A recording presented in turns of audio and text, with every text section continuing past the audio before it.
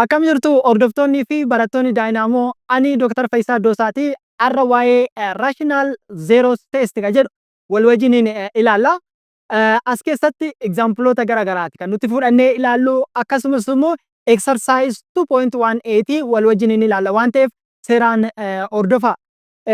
Isaan kanneen keessatti yeroo darbee maal ilaalleela haala kamiitiin zeeroos of poolinoominaalii keenya barbaaduu dandeenya ka jedhu keessumaa yaarrimeewwan digriin keenya yoo xiqqaa ta'an akkasumas immoo liidiin koofishentiin keenya yoo tokko ta'e yookaan immoo yoo negatiiva tokko ta'e salphaadhumatti yeroo baay'ee argachuu dandeenya zeeroos vaaluu keenya argachuu dandeenya. Garuu immoo yoo zeeroos vaaluun keenya yookaan immoo digriin keenya baay'ee guddaa yoo ta'e bifa maaliitiin determine gochuu dandeenya yookaan immoo generalize gochuu dandeenya ka jedhu ilaallaa jechuudha. Egaa maal jedhaa location tiiramii keenya keessatti jalqaba irratti definitionii keenya keessaa kaana maal jedhaa suppose all the coefficients of the given polynomial function is described by amma maaliin described ta'e an and an x raised to n plus an minus 1 x raised to n minus 1 plus jedhee a2x square plus a1x plus a naught yoo ta'e isaan kunneen function keenya yookaan immoo integer coefficient ta'e asirraa an keenya yoo different from 0 ta'e akkasumas immoo isheen kun a naught keenyas ammas different from 0 yoo ta'e maal jedha p over q keenya the lowest term value keenya ta'e haala salphateen jetta lowest term ta'e lowest termiin kun immoo zeros of the given function f of x yoo ta'e p keenya factory maaliitiidha factory a nootiiti jedha p ta'en keenya akkasumas immoo q keenya immoo factory maaliiti factory a n-ti jedha. Kanaaf egaa yaanni kun maalirraa dhufe jechuudha function keenya tokko yoo jiraate digriin keenya guddaa yoo ta'e maal gochuu dandeenya jechuudha salphaadhumatti constant coefficient constant termii leading coefficientidhaaf hirree factory isaa barbaanne maal gochuu dandeenya jechuudha. Wanti sun zeeroosi function keenyaati immoo miti ka jedhu adda baasnee beekuu dandeenya. Zeeroosidha jechuun bakka f of x keenyaa sana buusnee yoo resultiin keenya zeeroo yoo nu kenne maal ta'a wanti sun zeeroos vaaluu arganna jechuudha. Zeeroos vaaluu. Kanaaf egaa tooftaa kanneen immoo maal hordofuu qabna proceduriin keenya maal hordofuu qabna ka jedhu yaarrimee itti nu ilaalla. Jalqaba irratti maal jedhaa function keenya suni maali arrange godhe jedhaa assee descending orderidhaan arrange godhe jedha. Kana jechuun digrii guddaadhaa gara digrii xiqqaatti yookaan immoo gara konstantiitti adeemidha ascending orderidhaan. Kunis an x raised to n plus an minus 1 x raised to n minus 1 to what? To a naught. Digriin ishee kana obviously zeeroodha waan taateef descending orderidhaan arrange gochuu qabna. Inni lammaffaa arrange gochuu erga goone booddee write down all possible factor of what? A naught. Amma achi booddee factory kan maalii barbaadna? Factory A naught keenya barbaadna. Factory isaa yeroo barbaadnu positiivis negatiivis goona. It is we are on integer waan taane integer keessa jira waan taane. Kanaaf factory A naught keessanii barbaadna. Inni taanu immoo akkuma sana factory maaliiti? Factory leading coefficient kan A keessanii n keessanii barbaaddu jechuudha. Erga isa barbaaddanii booddee step inni taanu immoo maal gootu find write all possible outcome. Kana jechuun factory A naught keessan factory maaliif hirtu an dhaaf hunduma isaanii maal gootu babarreessitanii possible factory keessan tarreessitu jechuudha. Kanaaf remember is that since the factor can be given as a p over q n minus p over q must be what? Both included. Kana jechuun plus or minus p over q boona jechuudha. Positive and negative is waan jiruuf. Then simplify and across it and do not double. Duplicate gochuun irra hin jiru. Amma fakkeenyaaf erga minus 1 over 2 iddoo tokkotti simplify ta'ee yoo jiraate asittis yoo sana ta'ee yoo jiraate akkas gochuu hin qabnu. Haaluma tokkittiidha kan nuti barreessinu jechuudha. Inni taanu identify those values which is p over q whose result gives what? F of p over q keenya kan zeerootti kennu adda baafanna jechuudha kan zeroo nu kennu. Isaan sanneen maal jennaan jechuudha p over q keenya egaa maal ta'a yeroo sana zeros value keenya nu ta'a jechaadha. Kanaaf tooftaa akkasii gootanii salphaatti barreessuu ni dandeessu. Meegaa erga akkas goone booddee kan kanaa haa ilaallu mee. Maaltu kenname? Asirratti faaktarsii eenootti keenyaa barbaannu mee. Factors of what? Faaktarsii kan kanaa kan negative 3. Negative 3. Faaktarsiin kan kanaa maal ta'a? Plus or minus 1 fi plus or minus 3. Inni taanu immoo kan ishee kanaa kan an keenya factors. Faaktarsii kan maaliiti? Kan 1 kan an ti isheen kun. Maal taati? Plus or minus 1 taati. Amma possible factorsii goona gaamma. Possible factorsii yeroo jennu maal yeruudha? Faaktarsii an keessanii faaktarsii maaliiti? Faaktarsii faaktarsii eenootti keessan faaktarsii an tiif irraa jechuudha. Kanaaf inni jalqabaa plus or minus 1 divided by plus or minus 1. Ishee kanneen yoo wanni gootan maal arganna? Plus or minus 1 arganna. Maaliif? Additionii al tokko subtractioniidhaaf. Subtractionii al tokko additioniidhaaf. Bifa sanaatiin jirtu malee addition an badee negatiiviidhaan waan badu miti. Kunis yoo achi gootan plus 1 over negative 1 akkasumas plus 1 over plus 1 over plus 1 jechuu dandeessu. Akkasumas immoo negative 1 over positive 1 akkasumas immoo negative 1 over negative 1 jechuu.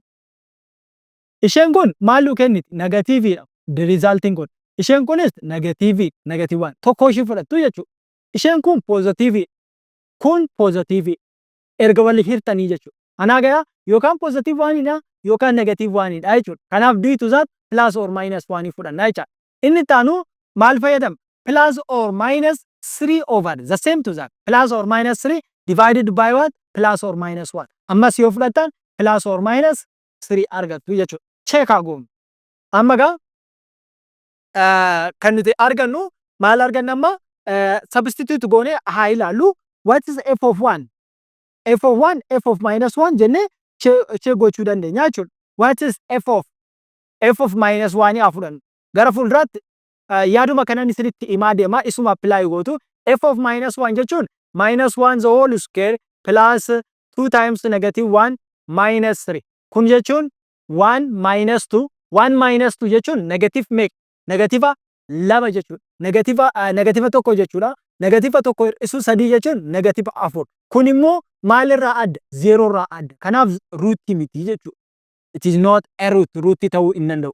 Inni taanu f of 1 keessan fudhadha. F of 1 keessa yoo fudhattan maal arganna immoo amma 1 square plus 2 times 1 minus 3. Kunis 3 minus 3 dha. 3 minus 3 immoo maalinni 0. Kanaaf maal ta'a? Kun 0 si nu kenne waan taateef tokko ishii kanaa jechuudha. X is equal to what? 1 keenya ishee tokko. Inni taanu f of what? Negative 3 haa fudhannu. Negative 3 yoo fudhanne negative 3 the whole square plus 2 times negative 3 minus 3. Ishee kana yoo fudhattan meeqa qabna kuni? 9 hir'isuu 9 taata. Kunis amma maali? 0. Kanaaf inni kunis maaliin? 3 dha jechuudha. Inni taanu f of 3 keessaan yoo fudhattan immoo maal taati?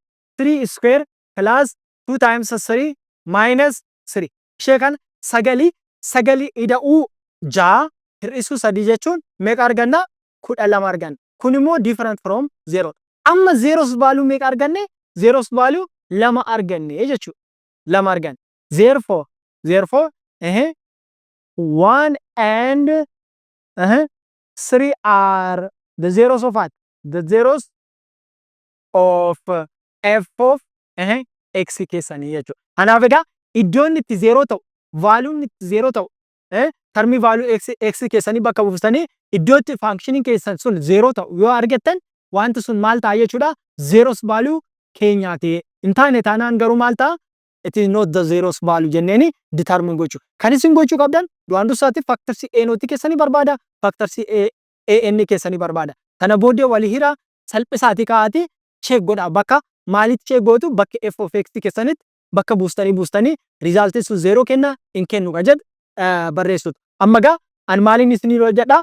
Possible value keessanii fi iddoo kamitti akka 0 dhufu salphaatti isinitti agarsiisaa jechuudha. Bakka buustanii substitute gochuun kan keessan ta'a jechaadha.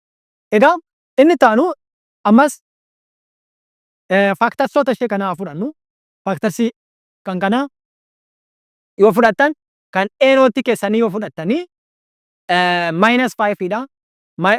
Factors of minus 5 keessa yoo fudhattan of minus 5 keessan tokkoffaa plus or minus 1 dha. Plus or minus 5. Maal ofuma isaati 5 prime number waan ta'eef factorsoota hedduun qabu waan ta'eef 1 fi 5 dha waan ta'eef integerii keessatti immoo minus 1 fi minus 5 keessan fudhattanii check gochuu dandeessu jechuudha. Inni taanu kan 1 yoo fudhanne garuu plus or minus 1 and plus or minus 1 qofa. Kana booddee possible factors in keessan possible roots in keessan possible roots in keenya maal taate jechuudha. Ishee kana kanaaf yoo roortan plus or minus 1 fi plus or minus 5 argattu jechuudha. Amma check godha yoo check gootanii value keessan kana yoo buuftan hundi isaanii maali ala zero dhaan ala. You can check the result. F of minus 1, f of positive 1, f of 5, f of minus 5 hundumti isaanii yoo fudhatan isheen kun fakkeenyaaf maal taate negativa asirra ishee kana yoo fudhanne this is positive lama taate lama hir'isu tokko jechuun meeqa tokko kanaaf negativa 4 taate fakkeenyaaf kuni isheen kun immoo meeqa taate negativa 6 taate akkuma ishee kanaatiin yoo fudhatan isheen kunis negativa 125 kun positiva ishee kanaatiif jechuudha positiva 10 taate kanaaf 115 itti immoo negativa 115 itti immoo negativa 5 jechuun minus meeqaadhi minus 120 taate jechuudha. Kudhan qofa irraa hir'isne shanitti deebine sanaaf minus 120 which is different from 0 dha. Ishee kanas yoo fudhatan meeqa taati asirraa 15 yeroo irraa hir'istan positive 110 nu dhufte 110 which is different from 0. Hundi isaanii 0 dhaan adda 0 dhaan adda waan taateef it has no real zeros in it. Kanaaf 0 mataa isaatiin qabu waan ta'eef hundumtuu polynomial hundumtuu 0 qaba jechuun zeros value qaba jechuun hin danda'amu. Hin qabu waan ta'eef tooftaa akkasiitiin salphaadhumatti maal hojjechuu dandeenya value keenya tokko argachuu ni dandeessu jecha value keessan tokko salphaatti argachuu ni dandeessu.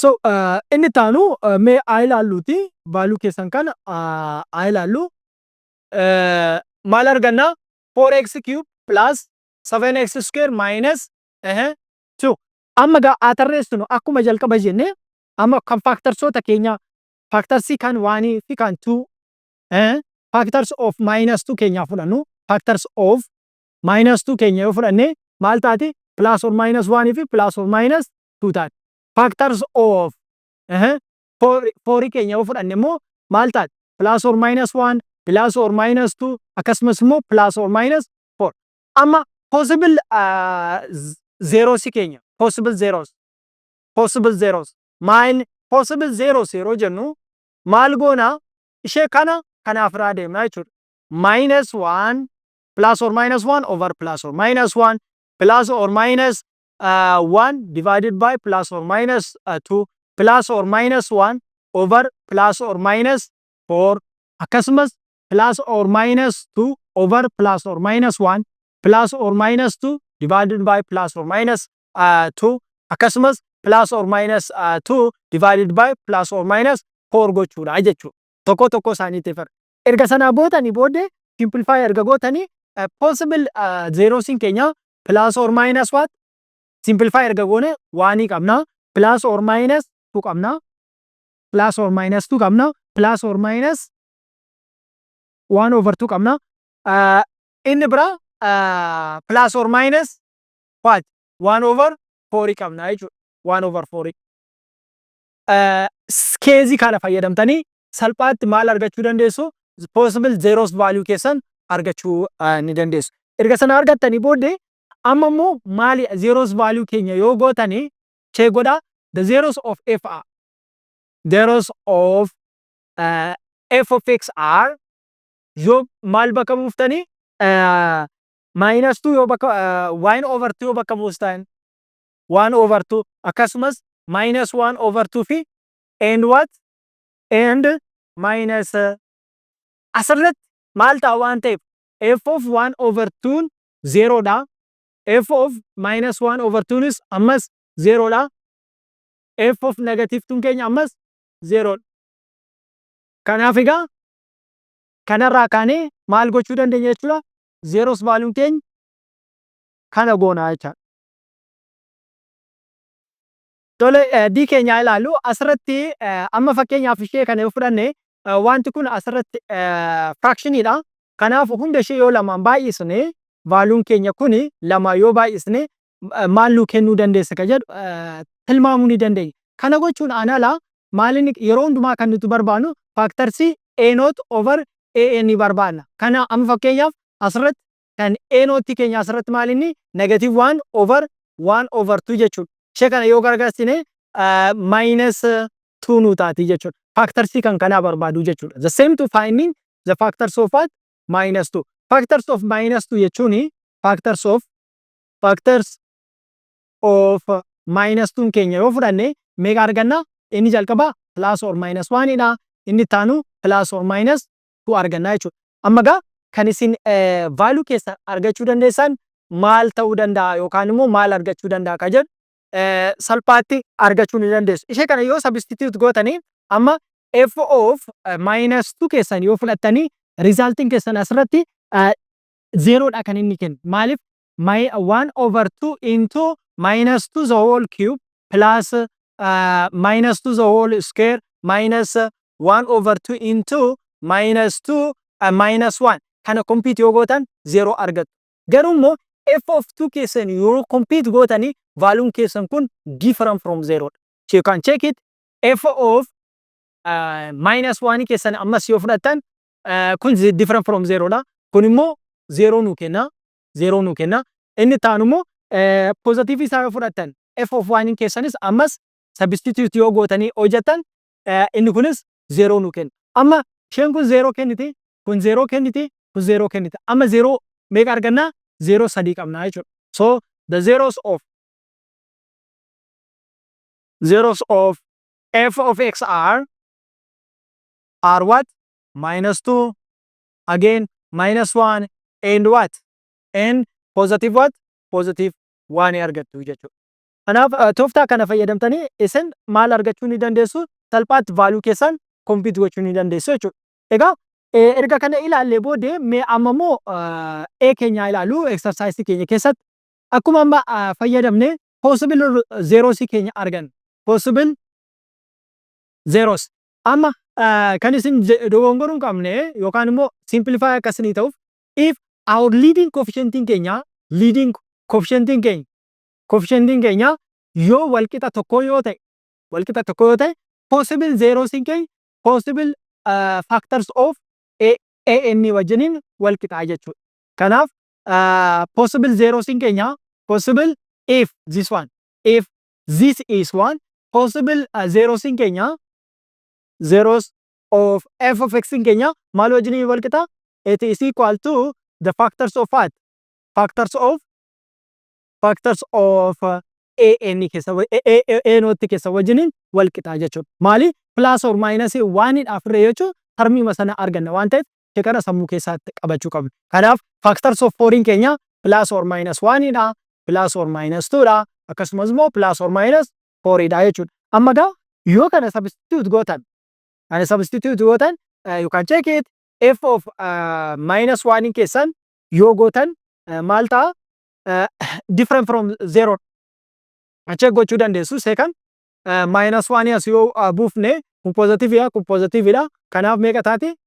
Positive 10 nu taati. F of 1 keessa yoo buuftan amma immoo maal argattu? 1 yoo buufne 0 dha. F of 2 keessa yoo wanni gootan kun afurraa 10 jechuun kan positive jechuudha. Afurraa 10 jechuun afurri ida'uu afurii jechuun 8 irraa 10 jechuun negative 2 different from 0 dha. Kun different from 0 dha. Akkasumas immoo f of negative 2 keenya ammas maal taati? Kun positiveidha, positiveidha, positiveidha. Both of them. Then 18 taati. Ammas different from 0 dha. F of negative 4 keessan yoo fudhattan kan negative 4 yoo fudhanne kun positiveidha. Meeqa taati? 16 20. Ammas kunis positivii taati 20. Meeqa? 20 ida'uu 20 jechuun 40. 16 ida'uu 20 ida'uu 4 jechuudha. Kunis different from 0 dha. Garuu immoo f of 4 keessa yoo fudhattan meeqa taati? Isheen kun 16 isheen kun 20 20 irraa 20 meeqa taati? 0 taati jechuudha. Therefore amma 0 meeqa argan? Kun 0's value dha, kun 0's value dha. Then 1 and 4 are the zeros of what? The zeros of f of x taati jechuudha. Kanaaf kun rational root test fayyadamne salphaatti kana argachuu dandeenya.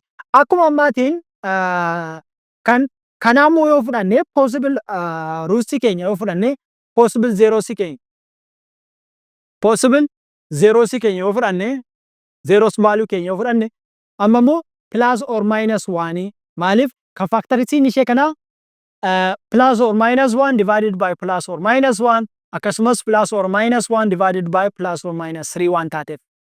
Negative 3 factor C lama qofa waan taateef kanaaf plus or minus 1 taati akkasumas immoo plus or minus 1 over 3 nu kenniti jechuudha. So ishee kana yoo replace gootanii the remaining are no 0. What we have is f of 1 different from 0 now. F of minus 1 keessanis ammas 0 nu kennu. F of minus 1 over 3 keessanis ammas maayini 0 nuuf hin kennu. Minus irratti. Inni garuu but f of 1 over 3 keessa yoo buufattan kana jechuun minus 3 into minus 1 over 3 the whole cube plus 1 over 3 the whole square plus minus, I mean this is negative 3 times what?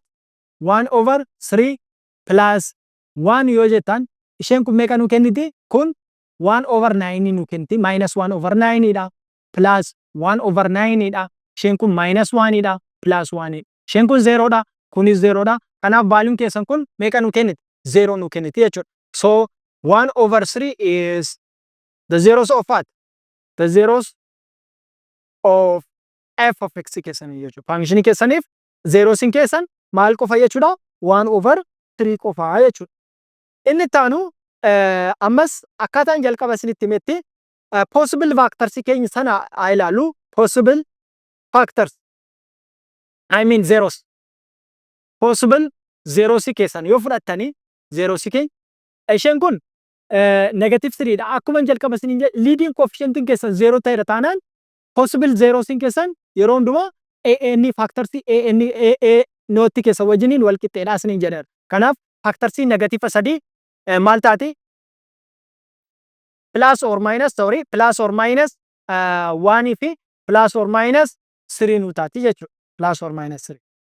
So, check godha f of negative 1, f of negative positive 1, f of negative 3, f of 3 keessan hunda isaanii yoo fudhattan wanti kun maal nu taati? Result keessan kana yoo fudhattan hundumti isaanii maal ta'a jechuudha? This is different from 0. This one is different from 0. This is also different from 0. This one is also different from 0. Taasa maal hin ta'u jechuudha? 0 nu kennu hin danda'u jechuudha. 0 nu kennu hin danda'u. Kanaaf 0 nu kennu hin danda'e taanaan immoo maal taate? It has no real zeros. Zeros hin qabu jennee irra tabarraa yookaan immoo ruutii mataa isaatii hin qabu jennaani jechuudha. Inni taanu haa ilaallu separately ilaalla asirratti. Maaliif isaan kunneen factors guguddaa qabu waan ta'eef jalqaba irratti zeros factors of factors kan 8 haa barbaannu factors of 8 8 kan ta'an maal ta'u? Plus or minus 1, plus or minus 2, plus or minus 4 and plus or minus what? Plus or minus 80. Inni taanu factors of maalidha? Kan kudhanii. factors of 10 keenya immoo plus or minus 1, plus or minus 2, plus or minus 5 and plus or minus 10 nu taate jechuudha. Amma egaa possible value keessan possible zeros keessan yoo fudhattan tarreessuu qabdu jechuudha. Possible zeros keessa yoo fudhattanii inni jalqabaa kana kanaaf yeroo ooltan plus or minus 1 qabdu. Ishee kana kanaaf yoo ooltan plus or minus 1 over 2 qabdu. Ishee kana plus or minus 1 over 5 plus or minus 1 over 10. Inni taanu 2 kanaaf yeroo ooltanii plus or minus 2 qabna. 2 dhaaf yeroo ooltan 1 dha waan ta'eef irrattarra 2 5 dhaaf yeroo dandeenya plus or minus 2 over 5 gochuu dandeenya. Inni taanu plus or minus 2 over 10 jechuun 1 over 5 dha hin barbaachisu. Akkasumas plus or minus 4 dha. Plus or minus 2 plus or minus 4 plus or minus 2 dhaaf yeroo plus or minus 2 dha asitti fayyadamneerra. Plus or minus 4 over 5 goona. 4 over 5. Inni taanu plus or 4 over 10 jechuun yeroo salphifnu 2 over 5 dha waan ta'eef nu hin barbaachisu. Plus or minus 80 plus or minus 18 jira.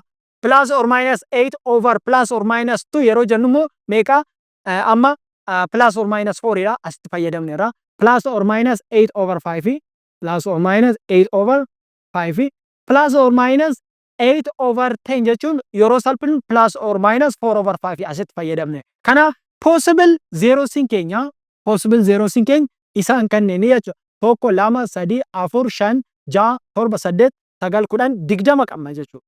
20 isaan kanneen 20 kanneen maal fayyadamna bakka f of x keessanii buusuu dandeessu jechuudha. Erga buuftanii garuu maalidha kan isin argattanii warri kaan hundumti isaanii zeroon kennanii hunda isaanii test gochuu hin dandeenyu. Garuu immoo maal fayyadamuu dandeenya f of 1 over 2 keessan yoo bakka buufta 10 into 1 over 2 cube minus 41 into 1 over 2 square plus 2 times 1 over 2 plus 8 yoo fudhatan mirkaneessa valuun keessan 0 dha. Akkasumas immoo f of 4 keessan yoo fudhatan ammas 10 into 4 cube minus 41 into 4 square plus 2 times 4 plus 18 keessan maal kenna 0 kenna. Kanaaf possible zeros keenya maal zeros value keenya 1 over 2 and what 1 over 2 and 4 are zeros of what zeros of f of x keessan isinii ta'a jechuudha. Kanaaf seensii akkasii fayyadamtanii salphaatti tarreessuu ni dandeessu jechuudha. Inni taanu asirraa immoo afur nuti plus asitti minus 4 qabna asitti immoo plus 4 qabna. Ammas simplify gochuun hin danda'amu. Kan tarreeffannu factors kan individual isaanii factors of what of negative 4. Factors of negative 4 plus or minus 1 plus or minus 2 plus or minus 4.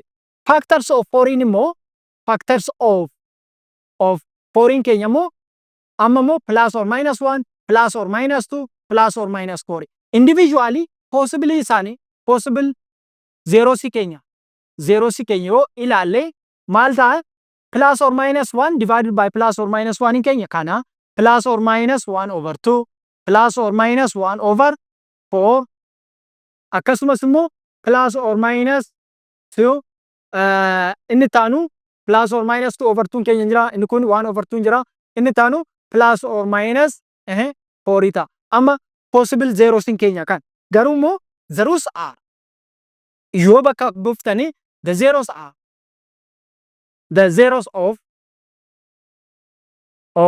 f of x are what 2 and 1 over 4 2 and 1 over 4 because asirra maaliif f of 2 keessan ni ta'a 4 times 2 the whole raised to 4 plus 2 cube minus 8 times 2 square minus 18 times 2 plus 4 in case minus 4 in case 0.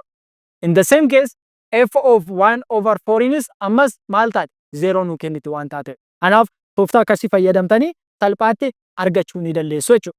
Inni taanu kan ishee kana ammoo hojjechuudhaaf kun -1 yaa kun -6 yaa rakkoon qabu asirratti possible rootiin keessan possible zeerosiin keessan maal taati tokkoffaa plus or minus 1 dha inni taanu plus or minus 1 over what factorsiin kan 6 plus or minus 1 over 3 plus or minus 1 over what 6 isaan kanneen ta'u jechuudha.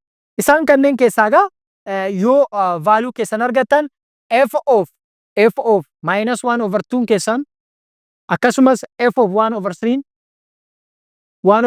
akkasumas immoo f of 1 keessan yoo fudhattan kun yoo fudhanne maal taati minus 6 into minus 1 over 2 the whole raised to 5 plus 17 times minus 1 over 2 the whole raised to 4 minus 14 into minus 1 over 2 the whole raised to 3 plus 4 times minus 1 over 2 minus 1 in keessan 0 dha. Isheen kunis 0 dha, kunis 0 nu kennite. The remaining are different from 0 nu ta'u jechuudha. Kanaaf egaa maal taati? The zeros of